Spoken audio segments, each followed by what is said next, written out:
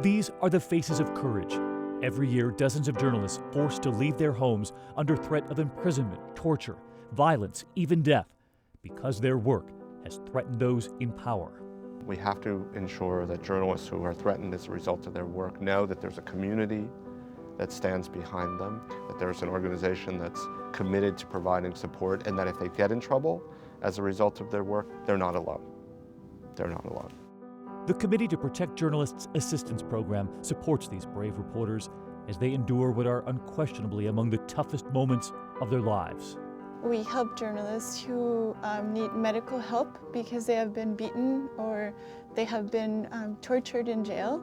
We also help journalists who need legal support, journalists who are forced to go into hiding. Journalists who have turned to the assistance program cite violence as the top reason they left their country.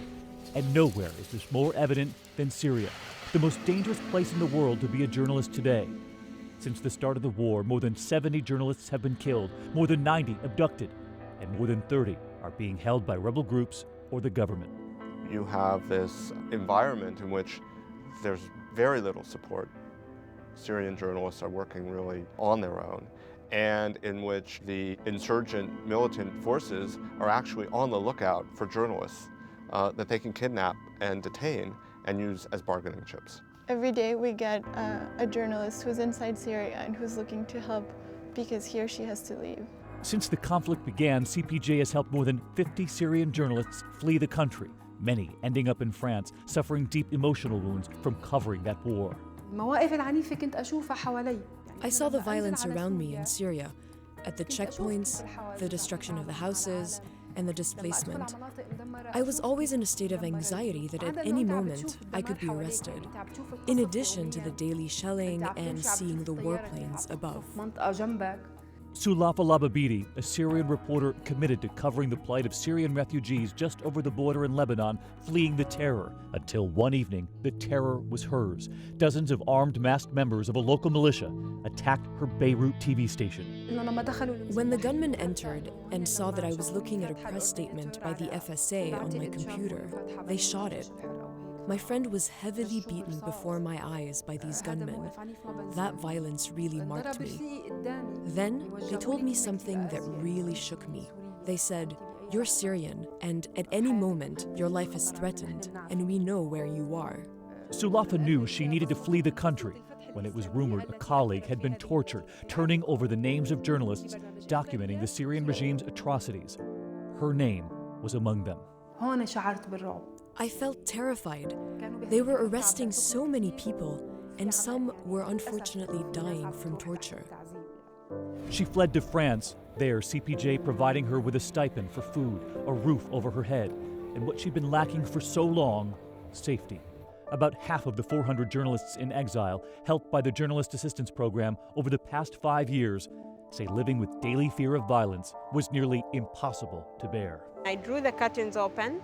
I saw the same two men who had followed me sitting right outside. And they were staring at my window, and then I said, "Oh my God, it's real. It's real, I'm in trouble." Omwa Mbara was a veteran Kenyan journalist, her reporting unflinching when it came to political corruption.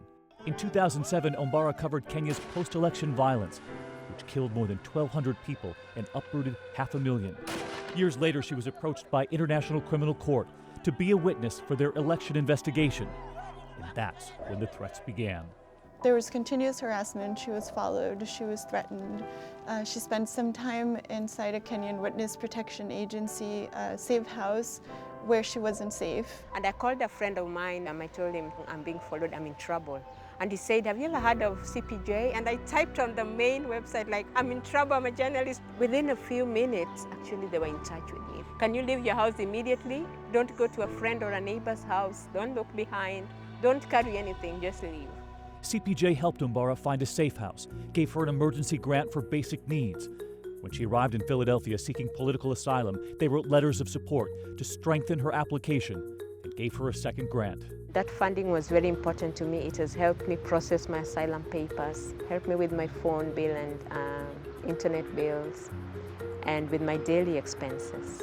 The Journalist Assistance Program began a decade ago. We had another journalist from Sierra Leone who contacted us because he was in danger. And I remember at one point, there was an email that went around the office saying, oh, this journalist has arrived in New York, his family's coming, we found an apartment, does anyone have any furniture they can donate? And everyone chipped in. And at a certain point we realized that in order to be as effective as possible, we needed to have some structure. Now we're doing upwards of 200 cases a year, and we've, over more than a decade that we've had this program, we've helped well over 1,000 journalists. In that decade, more than 60 journalists from Ethiopia have gone into exile, turning to CPJ. In 2009, Zerihun Wandamagan became one of them, receiving 3 years' worth of assistance from the program. I remember the day that an agent directly told me that you don't quit writing against us. I'm telling you that I will kill you one day. Zerihun was a political and economics editor for Addis Neger, an independent publication distinguished for its critical reporting. His newspaper under fire from the Ethiopian government with their anti-terror law, able to punish journalists with up to 25 years in prison if they spoke out against authorities. The government was ready, to go further, to shut down the newspaper and to imprison us. Immediately, we fled. All Zerihun had with him when he left for Nairobi, these 3 books, but he was one of the lucky ones. Good friends, close friends, are being sent to jail just because for doing their job, just being a journalist.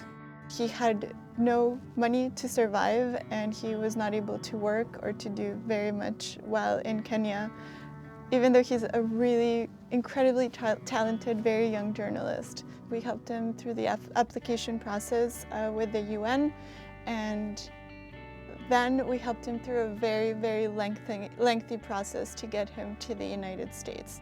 CPJ just came to me as, as a good savior. Just saved my life. CPJ helped us and to stand on our foot and to keep our writing while we were in exile. These journalists have lost their communities, and their communities have lost the critical information and the truth that they were sharing with the world. Many of these journalists that are forced to flee their country are the journalists who are providing information to the global community. And the folks who are threatened by this information know that. As a result of those journalists being forced to flee, what we know as a global community about what's happening inside the country is dramatically reduced. So this is not a threat merely to those societies. It's a threat to people all over the world who care about this information. Most journalists will never go home again, but it is CPJ's hope that the assistance program will be the critical first step toward rebuilding their lives and finding new purpose. الأخبار من روزانا معكم فيه سلافة لبابيدي. Sulafa Lababidi is living in Paris, working at Radio Rosanna, run by Syrian journalists in exile. Their mission to provide Syrians with independent, reliable information on the conflict. I'm not prepared to give up. I need to relay the voice of the Syrian people. Zerihun Wandamagan lives in Memphis, passionately speaking out on behalf of those still silenced by Ethiopia's authoritarian regime. If we keep writing and try to inspire our people to stand up, for sure, in the long run, we'll be successful. And Omwa Mbaro, while she waits for asylum, she's completing a book about her experience with a little help from this computer from CPJ. They're watching my back, and that makes me feel safe. So giving me the gift of a computer is going to make a big change, a big difference in my life. Leaving it all behind, coming to a strange place where I don't know anybody.